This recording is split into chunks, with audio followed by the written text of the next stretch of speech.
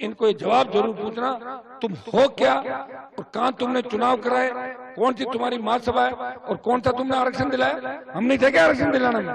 तुम नहीं दिलाया। चोर को तो कहेंगे कि घुस और कुत्ते को कहेंगे पुस।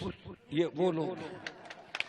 इन लोगों को ये तो गनीमत ये है कि मैं सरकार के अंदर नहीं हूं। अगर सरकार के अंदर होता तो ऐसे लोगों की दुकानदारी कभी नहीं चलती। एक ही बार में झटके के अंदर किया, सारी बातें भूल जाते। भाई ये तो शर्मनाक बात ये है कि किस तरह सारे बड़े लोग तथाकथित ठेकेदार एक जगह आ गए।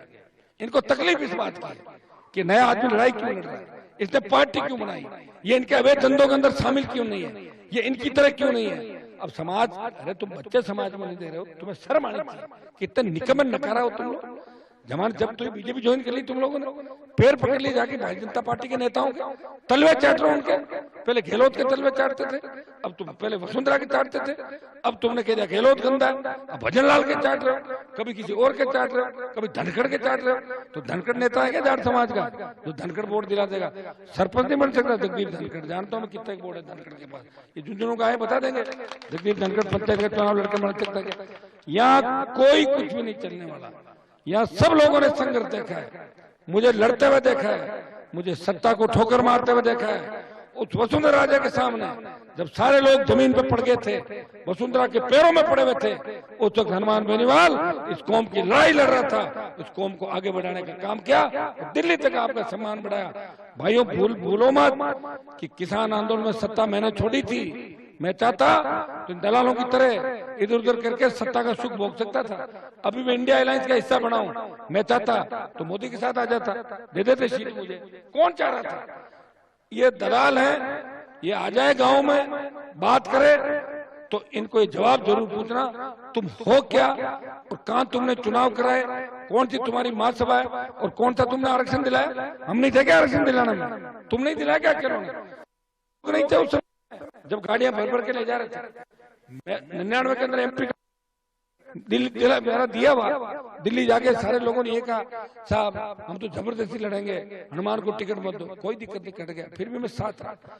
मैं तो ऐसा व्यक्ति हूँ कि हर परिस्थिति को मैंने झेला है।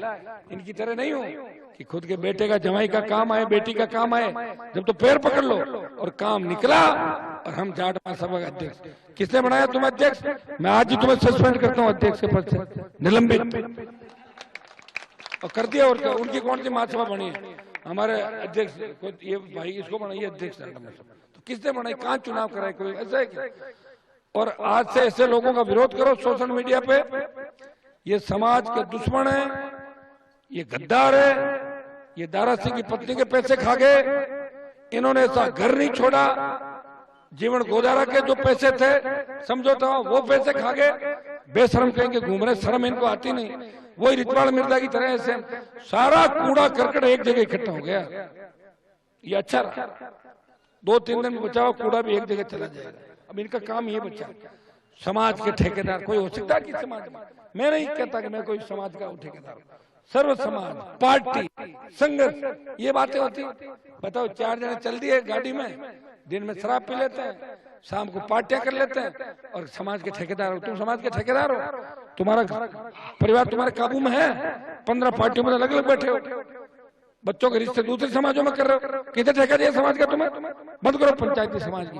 और तुम्हें कोई नहीं मानता राजस्थान के अंदर, न तो तुम्हें तुम्हारी महासभा को कोई मानता, न तुम्हें मानता। तुम वही हो 15 दिन पहले मोदी के खिलाफ नारे लगा रहे थे और 15 दिन बाद मोदी के तलवे चाट रहे हो। तुम्हारा काम एक ही है कि तुम्हारे बच्चे आगे कैसे बढ़े।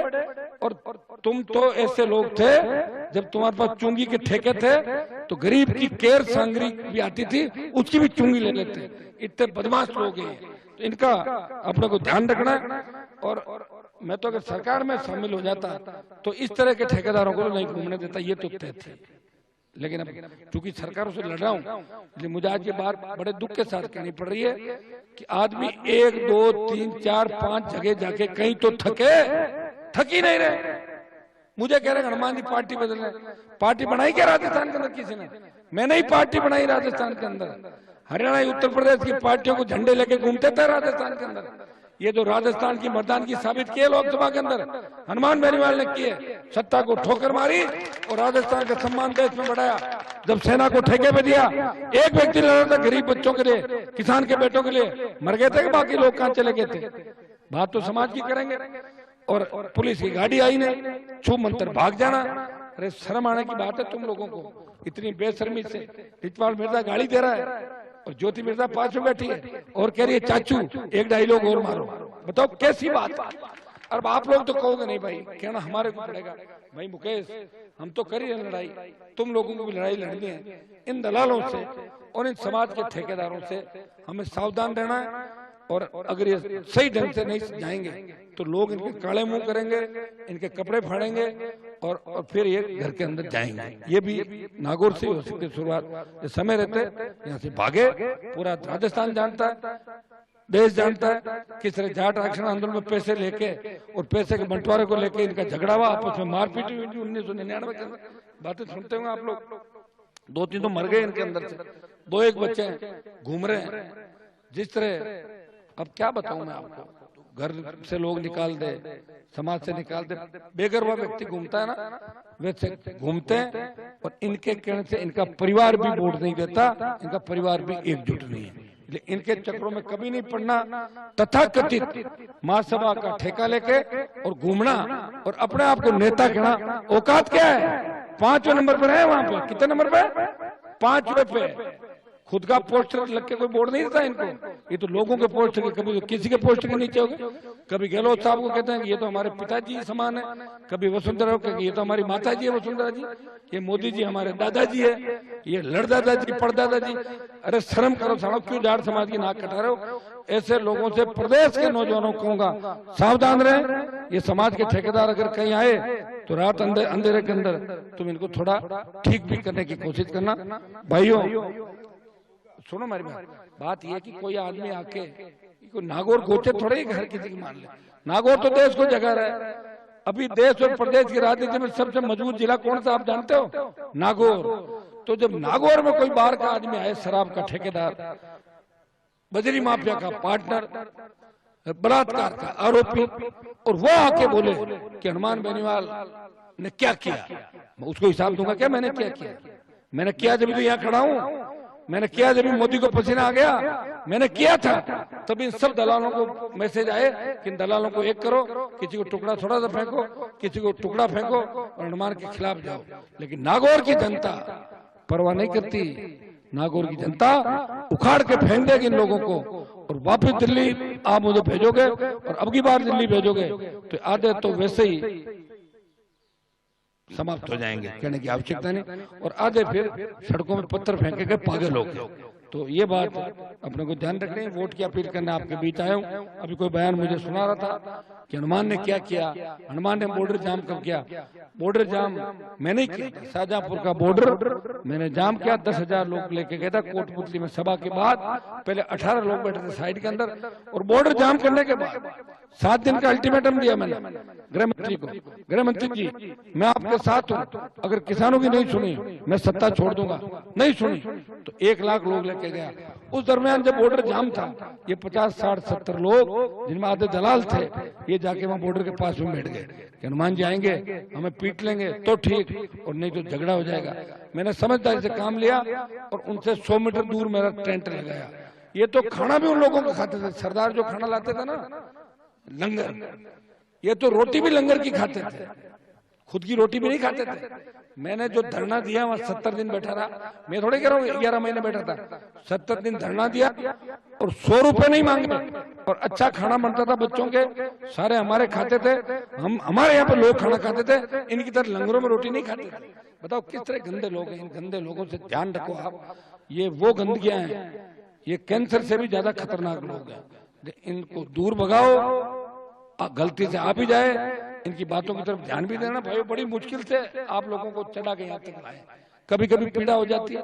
हर कोई एरा घेरा बताओ, हमें कुछ ही बोल दे, एरा घेरा ही बोल देगा क्या? हम तो लड़ रहे PMHM से, एरा घेरा करें हम आपसे लड़े, कहाँ लड़ो? तुम्हारा पता नहीं लगा लड़ाई के अंदर। खुद के इलाके 5वें नंबर 6ठे नंबर, जमान जब्त, औकात नहीं, पता नहीं, बच्चे बस में नहीं, कोई कहीं जा रहा है, कोई कहीं जा रहा है, ठेकेदार बन के घूम रहे हो। किसने ठेका दिया भाई तुम्हें? तुम्हारी कोई हैसियत नहीं है, कोई तुम्हें नहीं मानता। और तुमने कौन सा आरक्षण दिलाया था जाट समाज को? हम थे उसके अंदर सबसे आगे, बलिदान मैंने दिया था। सबसे नया जो यूनिवर्सिटी का प्रेसिडेंट नेता था वो राजस्थान के अंदर घूम रहा था, हजारों लोग थे, और गोली चल जाती और लड़ लेते आपस में, फिर रह जाते क्या वहां पे? जिस तरह गुजरों ने लड़ाई लड़ी, अगर उस तरह की लड़ाई लड़नी पड़ती राजस्थान में तो ये लोग नजर ही नहीं आते, हम ही दिखते रोड को। ऐसे लोगों से हमें सावधान रहना। 5-5 7-7 बार इस नाम से वोट ले लेना, बार बार बेचना और बार बार धंधा करना, ये बिजनेस करने वाले लोग हैं, इनका अपने को ध्यान रखना है, इनकी बातों में आना नहीं। और बड़े लोग कभी नहीं चाहेंगे कि दूसरी पीढ़ी के लोग आगे आए। अब मैं आगे आ गया, मैं चाहूंगा कि मुकेश, दूसरी पीढ़ी जो हमसे थोड़े बाद के यूनिवर्सिटी के नेता, ये बच्चे आगे बढ़े, फिर तीसरी पीढ़ी आगे बढ़े।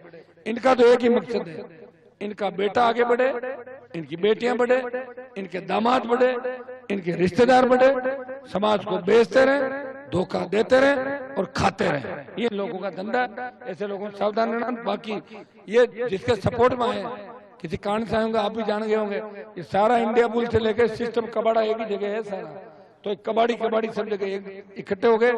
इनको अपने को भगाना है और मजबूत लड़ाई लड़ने के लिए मुझे लोकसभा के अंदर भेजना है। मैं विश्वास दिलाता हूँ कि सत्ता के अगर नजदीक आ गए तो सारे काम ठीक करेंगे, और विपक्ष में रहे तो लाड़ दूंगा, आपके विधायक हैं, लोकसभा में मुझे भेज दोगे।